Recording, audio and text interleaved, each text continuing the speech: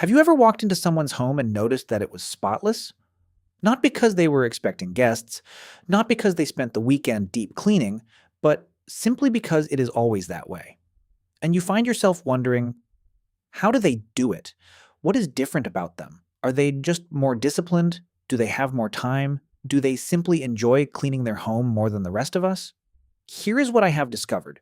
Those people are not just cleaner. They are wired differently. And I do not mean that in any mystical sense. I mean it literally, neurologically, psychologically. The person who cleans their house every single day is operating from a completely different mental framework than someone who cleans only when things get out of hand, or when guests are about to arrive. Today, I want to break that down for you, because what I am going to show you is that a clean home is not just about a clean home. It is about the state of your mind, the structure of your identity, and the relationship you have with your own environment. And if you have ever felt that a messy environment drains you, causes anxiety, or quietly suffocates you, then this video might just be the one that changes how you think about your space forever. Let us start here. Your brain does not distinguish between your inner world and your outer world, as precisely as you might think. The space you live in is constantly sending signals to your nervous system. There is a concept in environmental psychology called cognitive load. Cognitive load is simply the amount of mental effort your brain is using at any given moment. And here is what research has shown. Physical clutter competes for your attention, even when you are not consciously aware of it. Every pile of unwashed laundry, every stack of unread mail, every dirty dish in the sink, socks on the floor, clothes draped over a chair or left on the bed. Your brain registers all of it as unfinished business, and unfinished business is mentally expensive. A study conducted at Princeton University found that physical clutter in your surroundings actually interferes with your ability to focus. It overloads your visual cortex and impairs your brain's ability to process information. So your messy room is not just irritating. It is literally making you less sharp, less focused, and more mentally fatigued. Does your focus slip when your space is disorganized? Now flip that around. When your environment is clean and ordered, your brain gets to relax. That is why people who clean their home every day are not just tidier. They think more clearly. They are calmer. They are more focused. Their environment works for them, not against them. Now I want you to understand something deeper about this behavior. When we talk about people who clean every day, we are not really talking about people who love scrubbing floors. And let us be honest, who actually enjoys scrubbing the floor every day or vacuuming constantly? We are talking about people who have figured out, consciously or not, that maintaining their environment is one of the most reliable ways to maintain a sense of control over their own life. Think about it this way. There are so many things in your life that you cannot control. You cannot control the economy, the weather, other people's behavior, the result of a football match on TV, what happens in traffic, or what your boss says in a meeting. Most of life is unpredictable, and for many people, that unpredictability creates this quiet, constant anxiety, a background hum of stress that never fully goes away.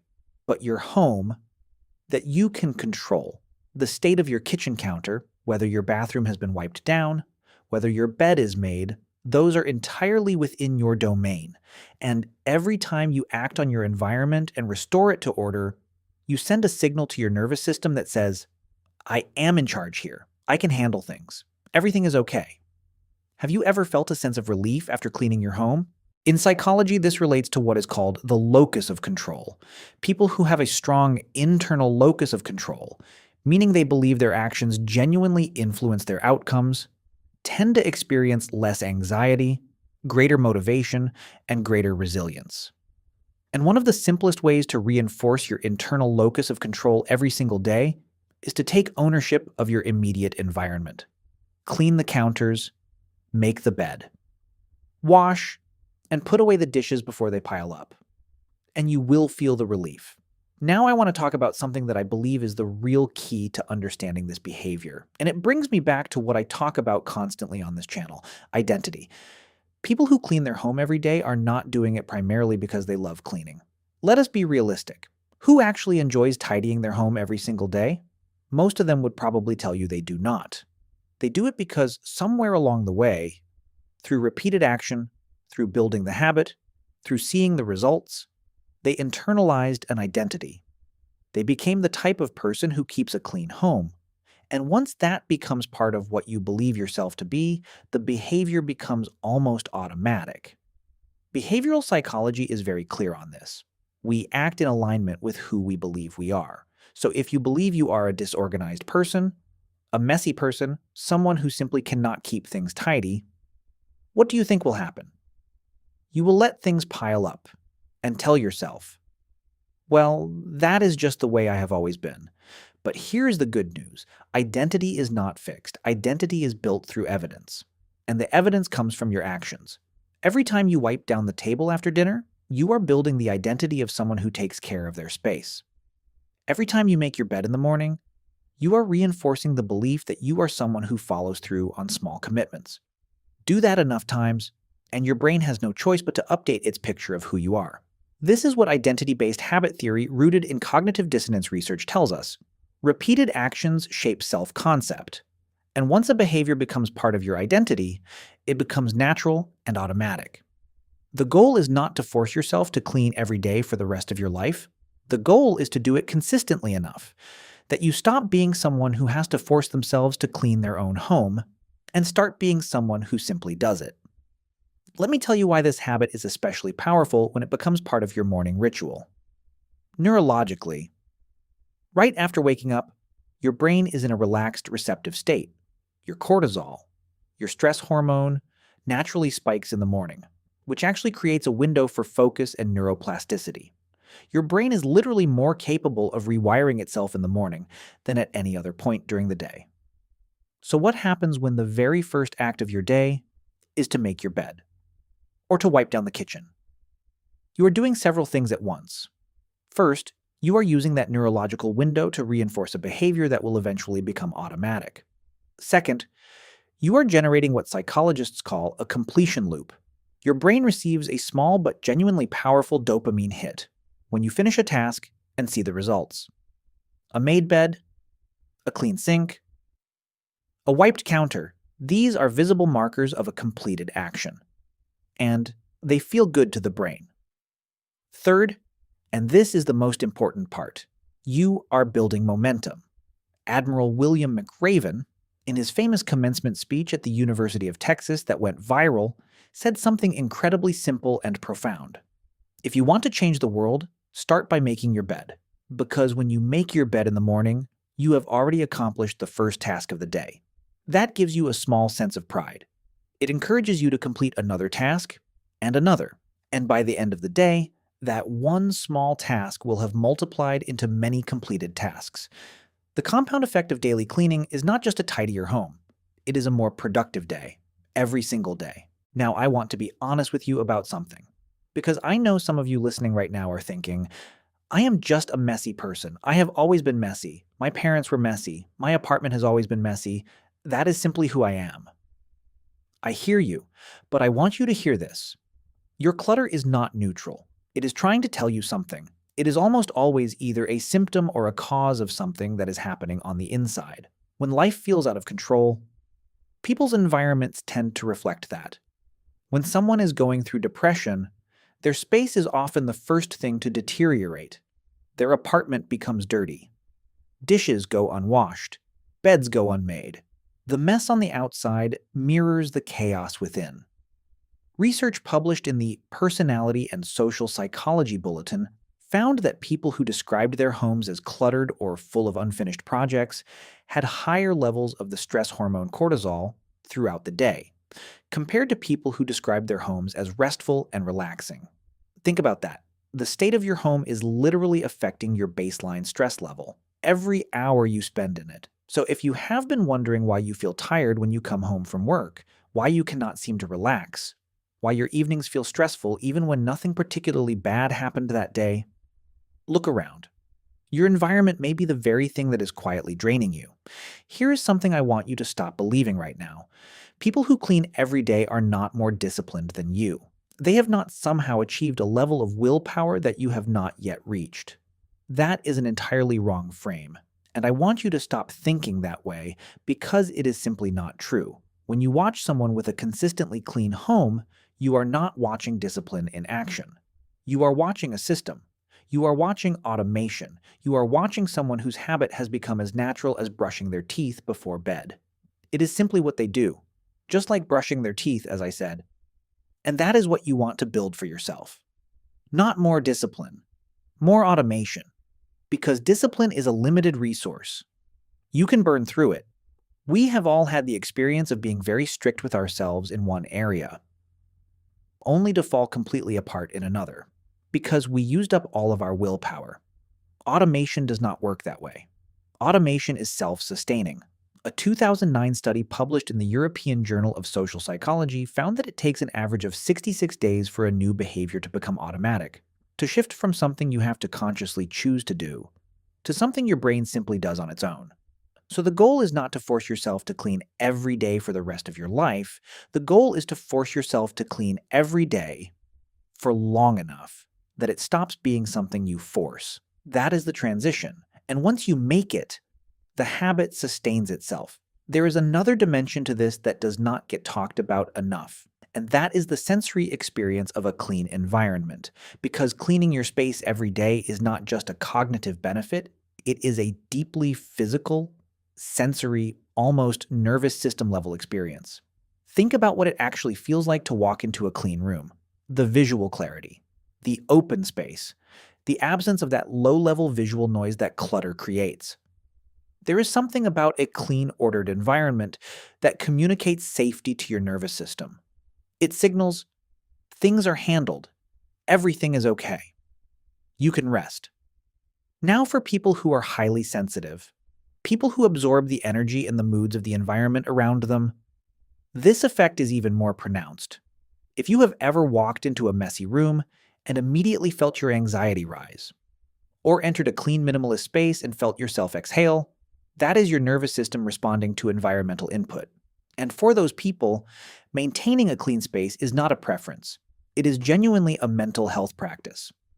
There is a reason why hospitals, meditation centers, high-end spas, all places designed to promote healing and calm, are obsessively clean and ordered. It is not merely aesthetic. It is neurological. A clean environment actively supports your brain's ability to regulate, calm down, and recover from the stress of the day. Here is something I find absolutely fascinating, and I want to share it with you because I believe it will change the way you see this entire habit. When people clean, they are often not just cleaning the physical space. There is a reason why so many people reach for a broom or a vacuum cleaner when they are stressed, anxious, or emotionally overwhelmed. And be honest, has that ever happened to you? When you felt irritable or dissatisfied, and suddenly found yourself reorganizing your home? The act of cleaning, its rhythm, its physicality, its visible and immediate results, is one of the most effective forms of behavioral activation that psychology recognizes. Behavioral activation is the clinical term for using physical action to shift your emotional state. When you are anxious and sitting still, your nervous system stays activated. But when you get up and do something, especially something with a clear beginning, middle, and end, you give your brain a way to discharge that nervous energy through action. The dishes get done, and something inside you settles.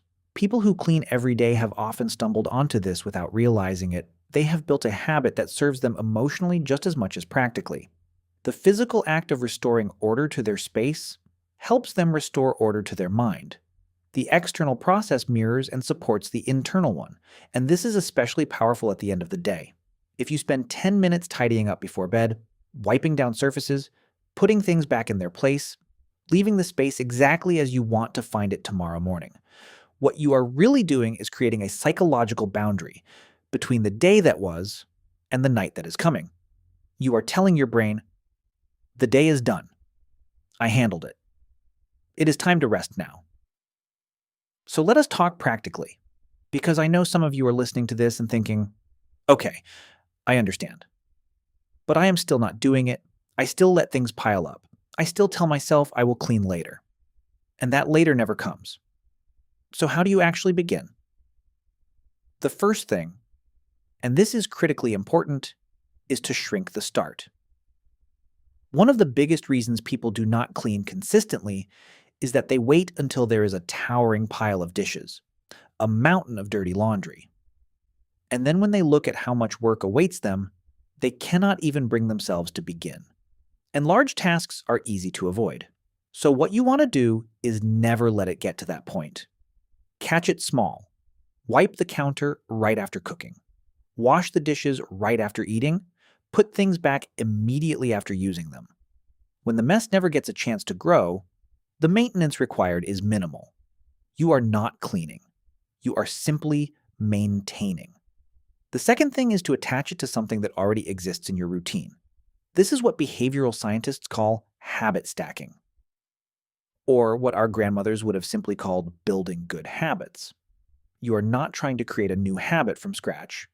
You are attaching a new behavior to an existing trigger. You already make coffee every morning, so wipe the counter while the coffee brews.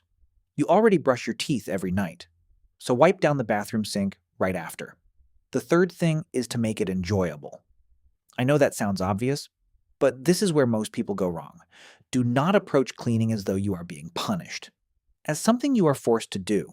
And anything that feels like punishment, your brain will naturally avoid. So how do you make it enjoyable? Put on the music you love. A playlist that lifts your mood or calms you depending on what you need. Make yourself a drink. Turn it into a ritual you actually look forward to, rather than a chore you dread. I want to close with this because I believe it is the most important thing I will say in this entire episode. Your home is not just where you live. It is a physical expression of your standards. And do not let yourself forget that. It reflects what you believe you deserve. And this is something that most people have never consciously thought about, yet it is operating on them all the time. When you begin to take care of your space, when you clean it, and send yourself the message, I live here. This is what I deserve. Just imagine coming home from a long day in the city or from work, exhausted, and being greeted by an ordered, welcoming home. Be honest with yourself. That feeling is a good one. Is it not? People who clean their home every day are not obsessive. They are not rigid. They are not spending hours scrubbing things. They have simply decided that their environment matters, that their inner world is reflected in their outer world, that it affects their mood, their energy, their sense of self. Does that not ring true? So here's what I would like you to do for yourself over the next 7 days. Choose one space in your home, just one, and maintain it every single day. It could be the kitchen, the living room, or the bedroom. You decide which one you want to focus on. Perhaps the room where you spend the most time, or maybe the one that bothers you the most. Do that for 7 days. Then, tell me it has not changed something in you. Tell me it has not changed how you feel when you wake up and walk into that room in the morning. Tell me it has not given you a little more energy, a little more focus, a little more confidence, that you are someone who follows through on small commitments to yourself. Because that is what this is really about. Not a clean room, not a made bed. It is about becoming the kind of person who shows up for themselves. Someone who takes care of their apartment, and by extension, their inner peace. I would love to hear about your experiences. Do you find it easier to live in chaos or in an ordered home? And do you agree with what you have seen here today? And why? Thank you so much for watching this video. If you enjoyed it, click the subscribe button and do not miss the next one. See you in the next episode. And I wish you a wonderful,